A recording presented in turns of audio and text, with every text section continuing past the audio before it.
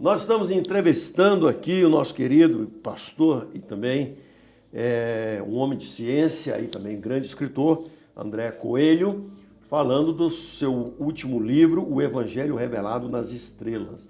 E ele estava nos explicando aqui a diferença entre astrologia e astronomia e por que se utiliza os símbolos dos chamados signos ou zodíaco. Pode falar, né? Sim. Como eu disse no primeiro bloco, esse testemunho, essa história em quadrinhos através das imagens, das constelações que Deus colocou nos céus, elas foram absolutamente necessárias durante o período antes das escrituras serem redigidas. A partir de Moisés, então, a revelação, o foco da revelação de Deus mudou da natureza para a palavra escrita, que é uma revelação muito mais detalhada e precisa, ok? Então, esse antigo testemunho nas estrelas, ele ficou esquecido, ele caiu em esquecimento, porque havia uma revelação muito melhor, que é a palavra de Deus, tanto o Antigo quanto o Novo Testamento. E o diabo, como sempre, quando ele teme muito uma verdade, ele sempre procura criar uma fantasia ou um engano para que a verdade ela fique oculta.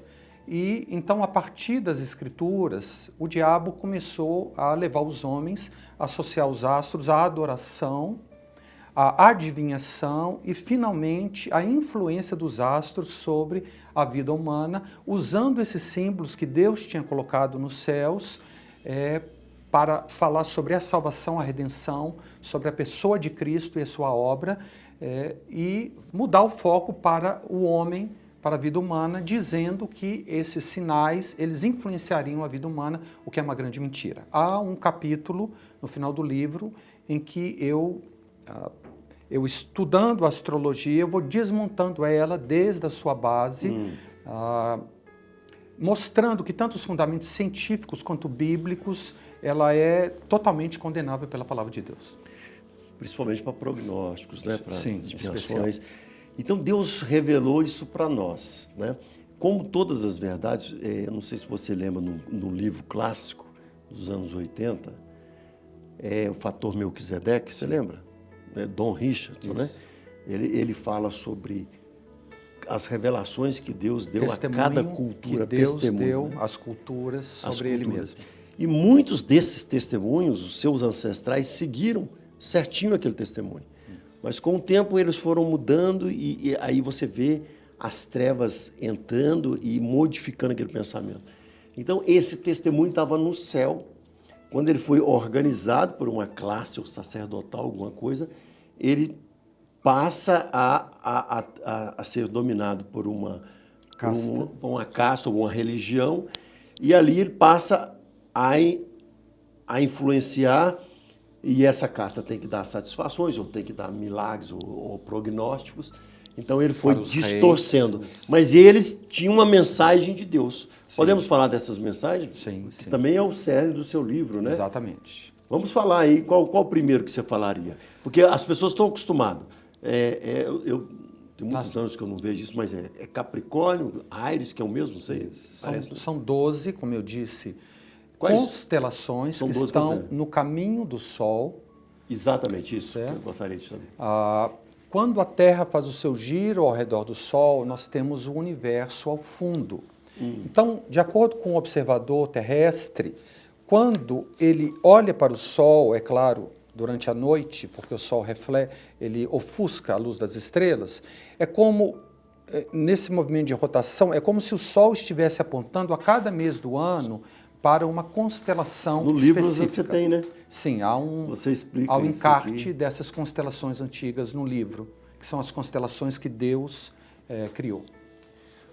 E então são essas que estão no caminho do Sol. No caminho, né? Do Sol, ou em seja, é como se Deus tivesse escrito uma história com 12 capítulos e a cada mês do ano, sob o ponto de vista de um observador terrestre, o Sol estaria apontando para cada um desses 12 principais capítulos. Por isso que eles dividem por mês também. Exatamente. Segundo a data do nascimento de cada pessoa. Isso. Podemos falar quais...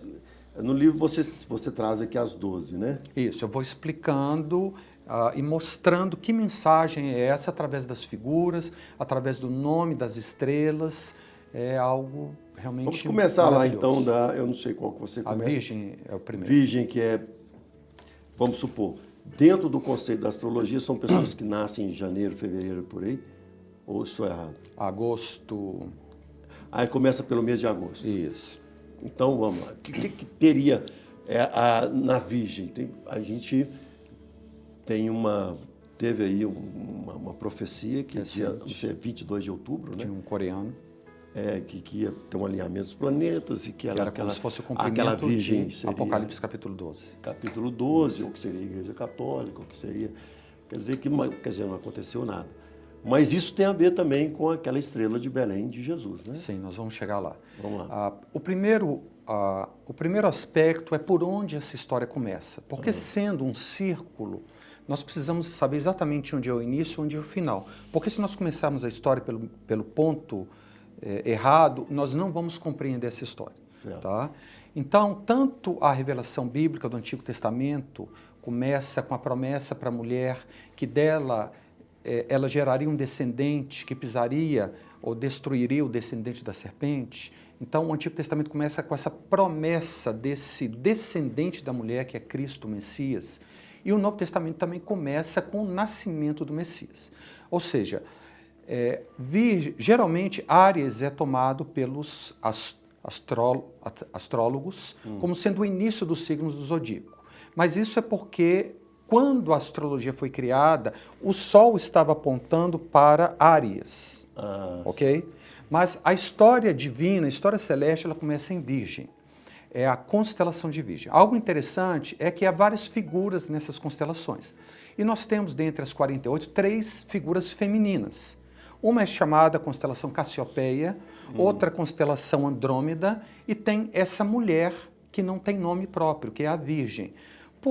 E ela assemelha-se uma virgem? Não tem nada nessa imagem, nessa figura que fale da sua virgindade. Por que ela é chamada virgem? Porque... Mas pelo menos assemelha-se a alguma mulher vestida? Não. Essa mulher que não tem nome, ela é conhecida por virgem. Por quê? Porque é a mensagem de Deus nos céus que o Messias nasceria de maneira sobrenatural através de uma virgem, que é a promessa lá no Antigo Testamento que a virgem conceberia. Então, a história... Então, os sábios antigos é que colocaram o nome de virgem, não foi a astrologia em si.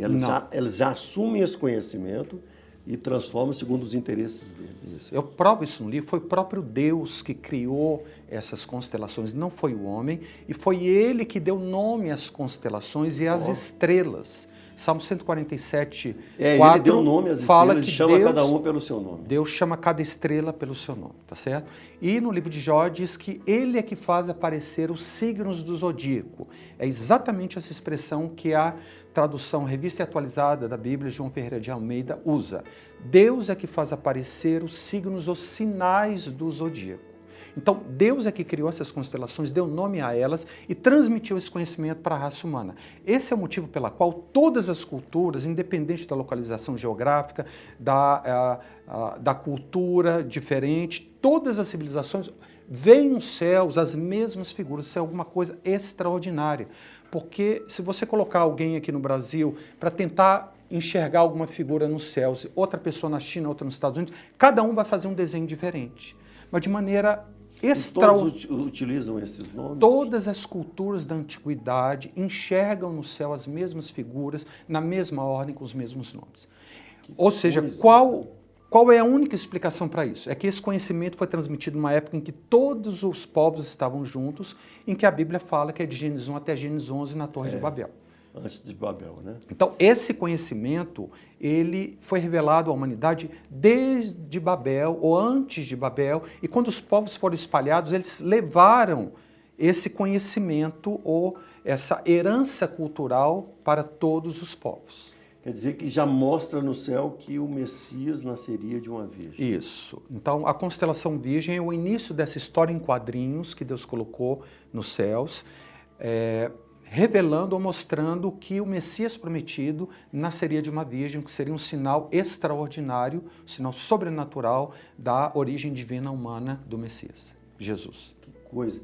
E a estrela que aparece para os sábios, né, para os magos. Isso. Supõe-se 3 por causa de 3 presentes, mas a gente não sabe quantos Isso. eram, né? Era ter com alguma coisa a ver com essa questão da Virgem, Sim. da constelação Virgem? Há uma passagem muito curiosa no Novo Testamento, que é Mateus capítulo 2, que fala da visita dos magos em Jerusalém. Chegaram os magos do Oriente a Jerusalém e disseram: onde está o recém-nascido rei dos judeus? Porque vimos a sua estrela no Oriente e viemos adorá-lo. Vimos a sua estrela no Oriente. E viemos adorá-lo. Essa palavra, magos, eles são chamados de magos, no original são homens sábios que estudavam as estrelas.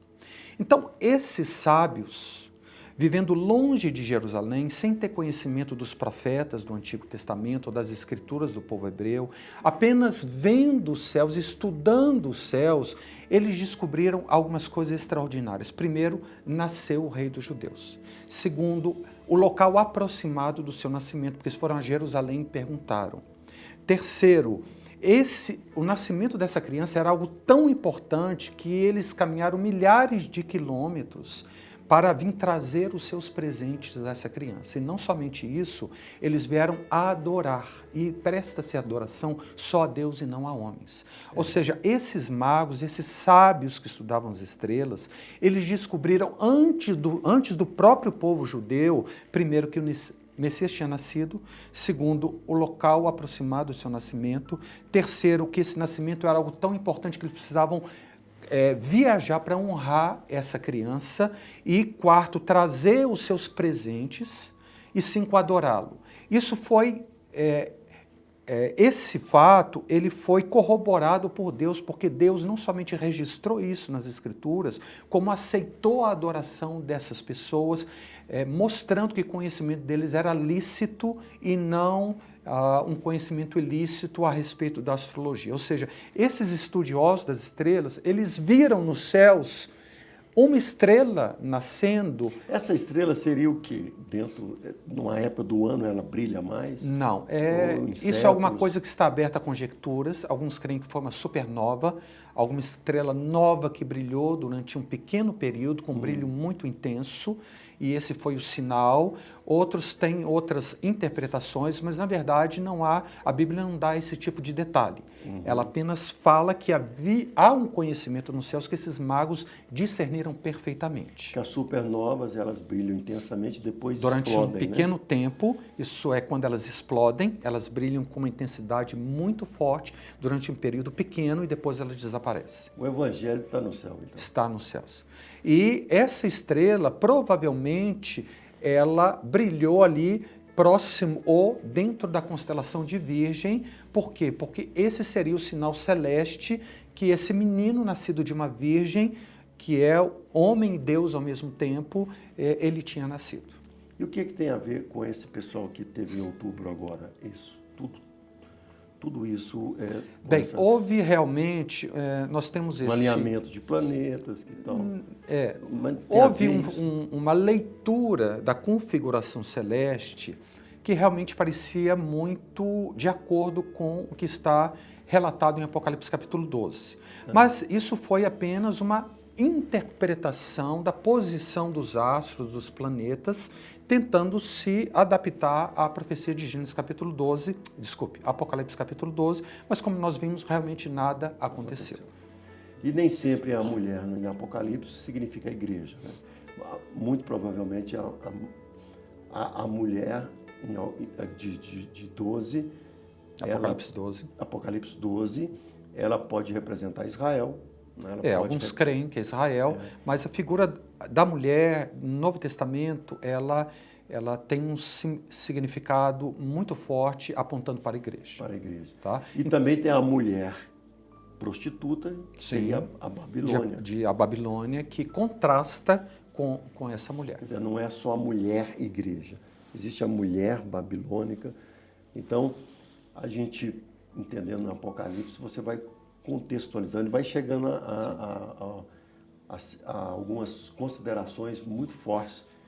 Você fala também sobre o Apocalipse. Um dia eu quero te entrevistar aqui sobre o Apocalipse. Poderíamos falar, é muito rico o assunto, não rico. sou especialista, mas poderíamos falar algumas coisas. Tá Agora, o fato é que o diabo, ele sempre cria uma falsificação. André, tá me dando ali que o nosso tempo...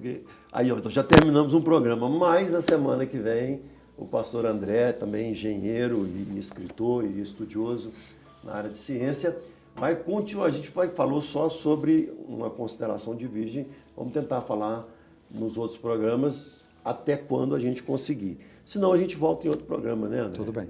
Né? O assunto está tão bom aqui que nós não conseguimos fechá-lo, mas isso fica legal para você assistir-nos a semana que vem. Deus te abençoe, a paz de Cristo esteja no seu coração. A Igreja Batista Getsemane está aberta para te receber aqui todos os domingos.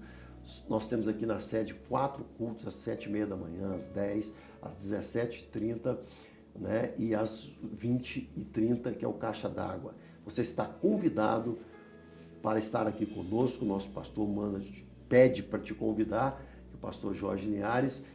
Nós estamos sempre abertos para te receber aqui. Que a paz de Cristo entre na sua casa e não perca a gente explicando mais sobre isso na semana que vem no Ciência e Fé. Paz de Deus te abençoe, você e sua casa. Tchau.